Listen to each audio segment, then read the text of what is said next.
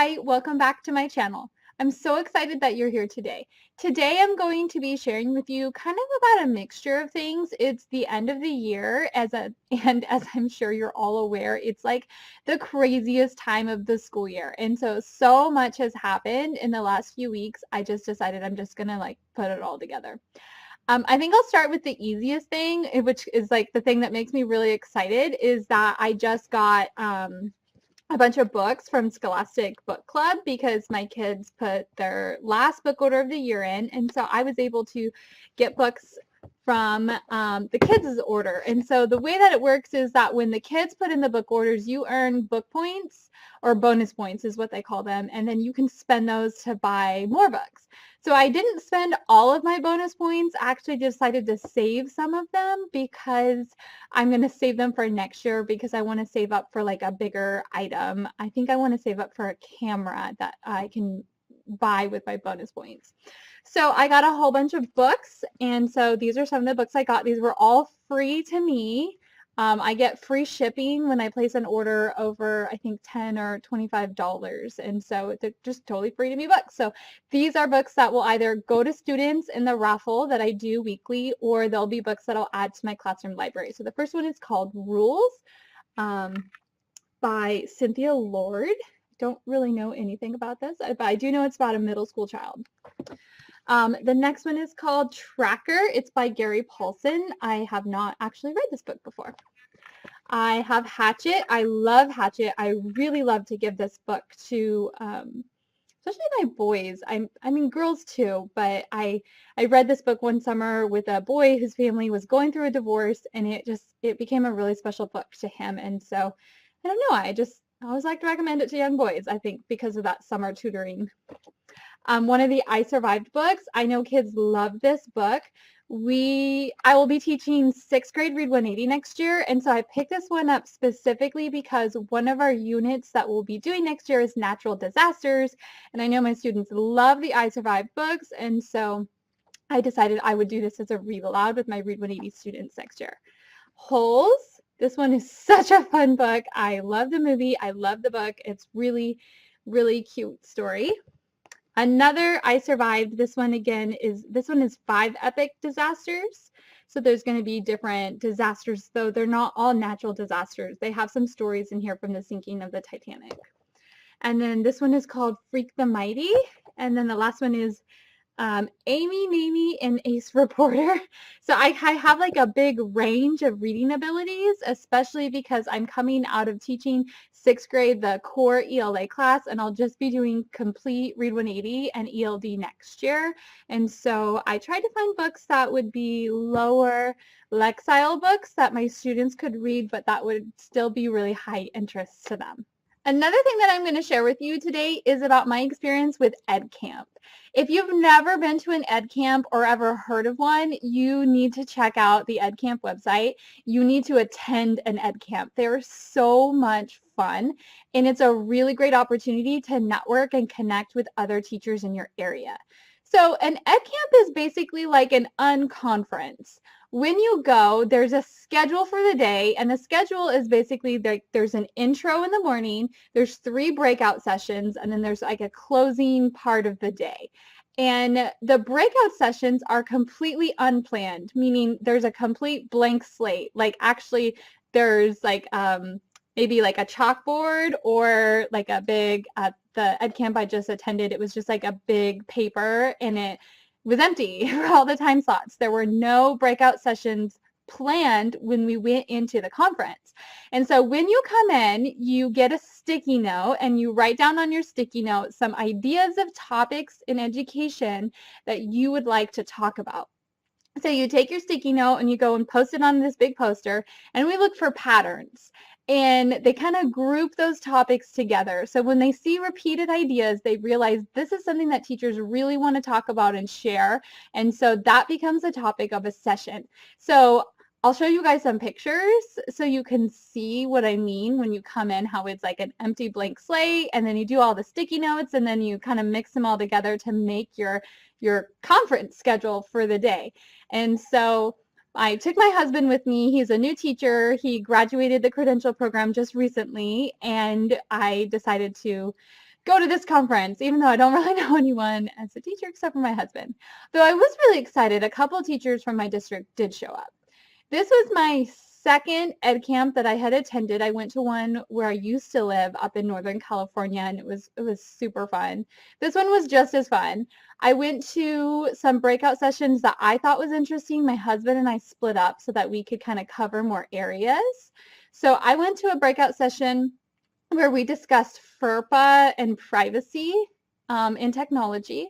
I went to a session where we discussed student voice and engagement in the classroom. And then my last session, I was really undecided, and I kept popping around to the different sessions because there's no rules. Like at an ed camp, you can just go into a room, and if you decide that you just want to leave, you just leave. You don't have to ask. You don't have to feel bad. No one cares. You just get up and you go to a new session. And so I ended up in a technology session at the end, which I really loved. So some of my really big takeaways from EdCamp first was when I went to that first meeting about FERPA and privacy and technology, we had a really good discussion about the fact that my district hasn't really done a good job of like laying out the rules and policies and the laws about protecting children and their identity. And then I had a really good discussion about the people in my room, with the people in my room about how to keep my sixth graders safe, but how to give them access to all of these really cool programs that are coming out, like Flipgrid and like Adobe Spark or Canva. A lot of these programs want the students to be 13 or 14 and older. But I was like stuck in this problem because I teach sixth grade and they're 11 or they're 12. And so how do I balance this where I can give them access to these really great technology tools, but also protect their privacy? So we had some really great discussions, and a couple ideas that we had come up with was, first, for Adobe Spark, what I had done was I created a teacher account for Adobe Spark, and this is not like my private Adobe Spark account because I actually really use it a lot for my classroom and myself privately. I created like a teacher account just for the purpose of my students using it. And so for students I really trusted, I let them have the login and password so they could go into Adobe Spark under my name and they could create their projects. And that way they had an adult who was able to supervise their work and make sure that they were being safe with it. And then the second idea that we had in the conference was to send a note home to parents and encourage parents to create the Adobe Spark account or the account for programs or apps that we use in the class, and then let the students log in with the parents' information. So that way, again, the student has an adult who's kind of overseeing what they're doing using the technology, and they can still explore it and learn from it and express their learning from it, but it's all in a way that is safer for the students. This typically isn't a problem with high school teachers because your students are older than 13 and 14, and so there's not really a question about can I create an account because I'm under the age of what's presented to me when I have to click it on the screen of yes, I'm older than 14 or I'm not. So that was a really great experience getting to just kind of flesh out those ideas and discuss ways to keep our students safe. And then the next session I went to, we talked about student voice and engagement. I really enjoyed the session. I sat back and just kind of listened a lot of the time. My favorite session that I went to was my third session, and this session was all about technology. And so during this session, one of the presenters, actually it's not a presenter, it's a teacher, because it's just people who want to talk about the same topic.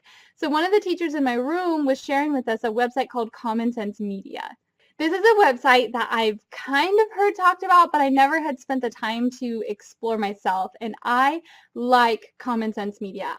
So I'm planning in the beginning of the school year to use a lot of these lessons in building community, but mostly building digital citizenship.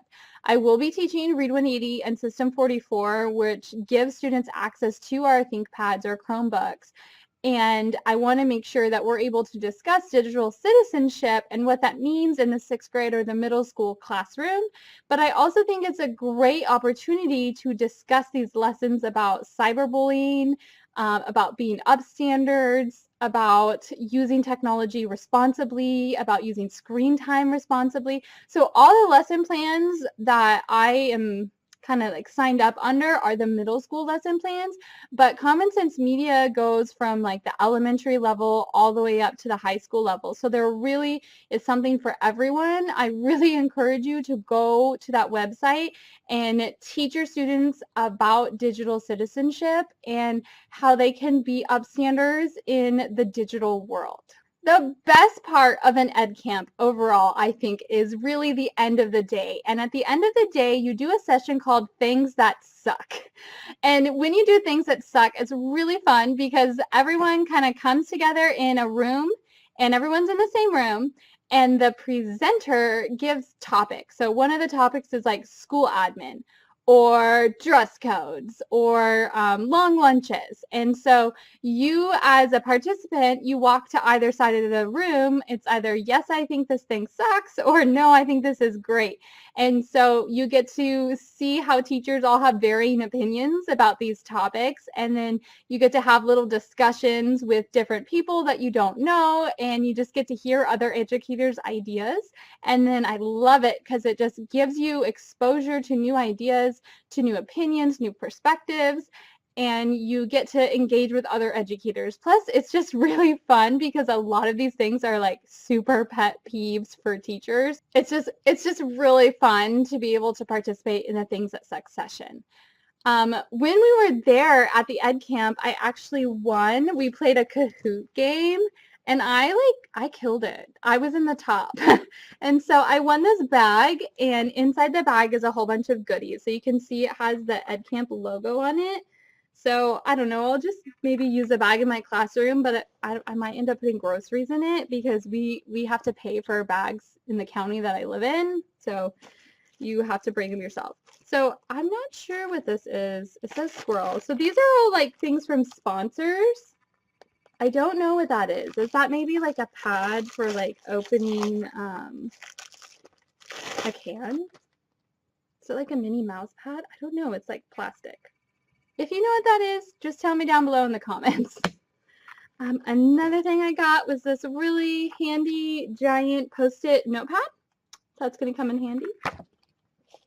I got a Go Noodle lanyard. It's really cute. I love this, especially because my lanyard for my bathroom pass is broken, of course. So I definitely needed a new one. There's also a t-shirt, and it's really nice because it's just my size. So here's my t-shirt, Reflector 2, made by squirrels. I don't know what this is. It must be some kind of a program. I'll have to look that up. I also got a chapstick by Renaissance. It smells minty. I haven't opened it yet. I got a card from 7 Generation Games. It has the information about 7 Generation Games. I got a sheet of stickers from Edpuzzle. Edpuzzle is a really cool program. I really want to make a video about my favorite EdTech in the classroom because there's a lot of really good stuff out there. Plus, I did a 7-day Education Technology Academy last year, so I kind of feel like I have a lot to share. These are little Go Noodle shoelaces. I think these will be perfect in my classroom, Class Dojo store for students. A pack of mints from Renaissance. A pen from 7 Generation Games. And then this last one is pretty cool. So it says, congratulations, you've won a 1-year classroom license to 7 Generation Games, which is a $250 value. And so it gives me the information of how to like redeem that. So that's pretty cool. I'm excited about that. I mean, that's a really cool prize. And then of course, just this really cool bag. So that's all I have to share today about EdCamp. I hope that you found that informative or helpful. Hopefully it wasn't really confusing. EdCamp is a really cool conference. So if you ever get a chance to go to EdCamp, go to EdCamp. you can go to the EdCamp website. I'll link it down below so that way you can check it out and see when EdCamp is coming around to you. It's a really neat movement coming across the United States, and it's great to get teachers together to share their expertise because teachers know a lot and we practice our craft every day and we're constantly refining it. And so I love the idea of EdCamp because it's teachers teaching teachers and we just get to share and learn from each other. It's a wonderful experience. I highly recommend you go.